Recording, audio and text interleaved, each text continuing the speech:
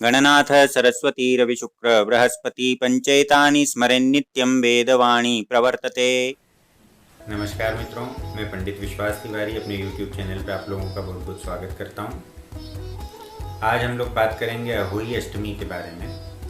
अहोई शब्द जो है वो अनहोनी का अपभ्रंश शब्द है। अनहोनी से अपनी संतानों की रक्षा करने के लिए और संतानों की उन्नति प्राप्त करने के लिए सभी प्रकार की बाधाओं से, असुरक्षाओं से संतानों को बचाने के लिए इस व्रत को स्त्रियां करती हैं। जैसे करवा चौथ का व्रत अपने पति की दीर्घायु की प्राप्ति के लिए, सुख प्राप्ति के लिए किया जाता है, उसी प्रकार से संतान सुख और संतानों के सुख के लिए अहोई माता की पूजा की जाती है। अहोई अष्टमी का व्रत किया जाता है। इस व्रत को कार्तिक मास के कृष्ण पक्ष की अष्टमी, जो चंद्रोदय व्यापिनी हो, ऐसी अष्टमी तिथि को किया जाता है। अहोई अष्टमी के दिन बोली जाने वाली और अहोई अष्टमी की शुरुआत को बताने वाली एक कथा मैं आप लोगों को बताता हूँ। पूजन के समय इस कथा को सुन करके आप लोग पूजन कर सकते हैं। एक समय की बात है, एक साहूकार की पत्नी थी, उसके 7 पुत्र थे। दीपावली की तैयारी करने के लिए, घर की लीपापोती करने के लिए वो मिट्टी की खदान में मिट्टी खोदने के लिए गई। देव योग से उस मिट्टी की खदान में एक शाही का परिवार रहता था। उस शाही के 7 बच्चे थे।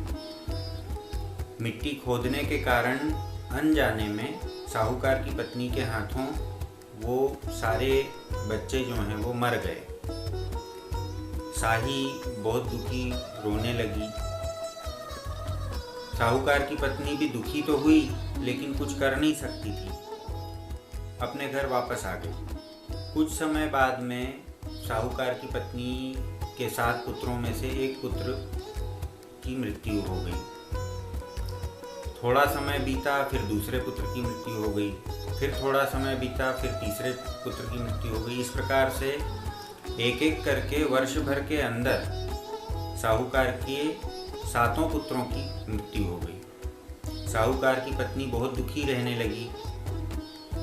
जैसे तैसे समय काटने लगी, क्योंकि 7 की 7 पुत्र उसके मृत हो गए थे। एक समय आस पड़ोस की स्त्रियों के साथ में बैठी हुई साहूकार की पत्नी विलाप कर रही थी, दुखी हो रही थी। स्त्रियां उसको समझा रही थी। वहीं बातों बातों में उसने बोला कि शायद शाही का श्राप मुझे लगा है, इस कारण मेरे सारे बच्चे मर गए। तो स्त्रियों ने पूछा कि किस प्रकार से श्राप लगा है। उसने सारी बातें यथावत शुरू से आखिरी तक बता दी कि ऐसा ऐसा हुआ था। स्त्रियों ने उसको सलाह दी कि अब पुनः उसी दिन, जब वर्ष पूरा हो रहा है, तो उसी दिन तुम दीवार पर शाही और उसके 7 पुत्रों का चित्र बनाओ और उसके सामने पूजन करो और अपने किए हुए कर्म के लिए माफ़ी मांगो। और साथ ही आपत्तियों का हरण करने वाली, आपदाओं को मिटाने वाली पार्वती माता, उनका भी पूजन करो, तो तुम्हारी सारी समस्याएं दूर हो जाएंगी। हो सकता है माता जी कृपा कर दें और तुम्हारे जीवन में फिर से सुख और खुशियां आ जाएं।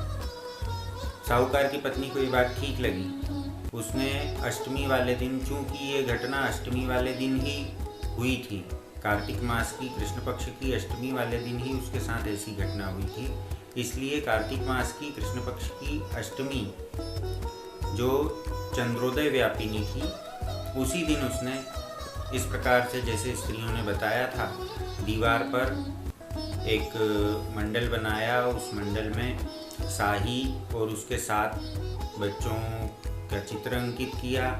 सूर्य चंद्रमा बनाए, माता का चित्र अंकित करके उनका पूजन किया। इस पूजन के करने से साहूकार की पत्नी को फिर से 7 पुत्र प्राप्त हुए और बाकी का जीवन उसका खुद का भी बहुत सुखमय बीता। और उसके पुत्र जो थे 7, वो हुनरमंद निकले और अपने जीवन में बहुत सुखी और बहुत खुश प्रसन्न रहे।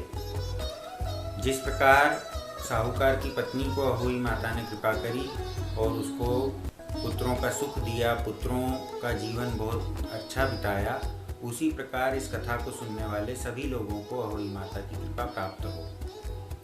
ये तो थी अहोई माता की कथा, अहोई अष्टमी की कथा। अब आपको मैं जल्दी से विधि बता देता हूँ कि किस प्रकार से अहोई अष्टमी का पूजन करना चाहिए। सबसे पहले ब्रह्म मुहूर्त में उठ करके स्नान आदि से निवृत्त होकर के गणेश जी का पूजन करके और संकल्प लेना चाहिए कि आज मैं अहोई अष्टमी की पूजन करूंगी और व्रत करूंगी। इस प्रकार संकल्पबद्ध होकर के दिन भर उपवास रखना चाहिए। शाम के समय जब चंद्रोदय होने वाला हो उस समय दीवार पर अहोई माता का चित्र बनाना चाहिए, एक शाही का चित्र बनाना चाहिए और उसके साथ में छोटे छोटे शाही के 7 बच्चों का चित्र बनाना चाहिए। उसी के सामने एक चौक पूर करके पटा रखना चाहिए। पटे पे शुद्ध वस्त्र बिछा देना चाहिए। वस्त्र के ऊपर कुछ अनाज रख करके उस पर एक कलश रखना चाहिए। कलश जल से भरा हुआ हो और उस कलश के ऊपर करवा रखना चाहिए, जिस करवे से करवा चौथ के दिन पूजन किया गया है। ये अनिवार्य है कि इस पूजन में वही करवा उपयोग में आए, तो उस कलश के ऊपर वो करवा रख देना चाहिए। करवे के ऊपर दीपक जला देना चाहिए। एक पान के पत्ते के ऊपर सुपारी के गणेश जी और गौर, इनको स्थापित करना चाहिए। उसके बाद में सिंदूर, कुमकुम, हल्दी, चावल, रोली, अबीर, गुलाल आदि आदि से पूजन करना चाहिए। धूप दीप दिखा देना चाहिए। किसी किसी के यहाँ अहोई माता की चांदी की प्रतिमा बना करके रखने का भी विधान है, तो यदि आपके यहाँ वैसा विधान है तो आप वो भी कर सकते हैं, और नहीं तो दीवार पे तो अहोई माता बनाई ही जाती है। उनका पूजन विधिवत करके कथा जो मैंने बताई है उस कथा का श्रवण करना चाहिए। अपनी संतानों को बुला करके वहाँ अहोई माता को प्रणाम करवाना चाहिए। उन लोगों को टीका करना चाहिए और चंद्रमा को करवे से अर्घ्य दिया जाता है आज के दिन। तो जब चंद्रोदय हो जाए उस समय चंद्रमा को उसी करवे से जल भर करके अर्घ्य देना चाहिए। पति के सुख के लिए जिस प्रकार करवा चौथ का व्रत होता है, उसी प्रकार संतान के सुख के लिए, संतान की बाधाओं के निवारण के लिए अहोई अष्टमी का व्रत होता है। बहुत ही महत्वपूर्ण और पावन व्रत है। अवश्य करके और अपने जीवन में पुत्र पौत्र आदि का सुख प्राप्त करना चाहिए। आज के वीडियो में इतना ही। अहोई माता की कथा और अहोई माता के पूजन का विधान आप लोगों को मैंने बताया। आप लोगों को कैसा लगा आप लोग ज़रूर बताइए। यदि अच्छा लगा हो तो शेयर करिए, लाइक करिए, सब्सक्राइब करिए यदि सब्सक्राइब नहीं किया है तो, और बेल आइकन दबाना ना भूलें। नमस्कार, धन्यवाद। सर्वे भवन्तु सुखिनः। हर हर महादेव।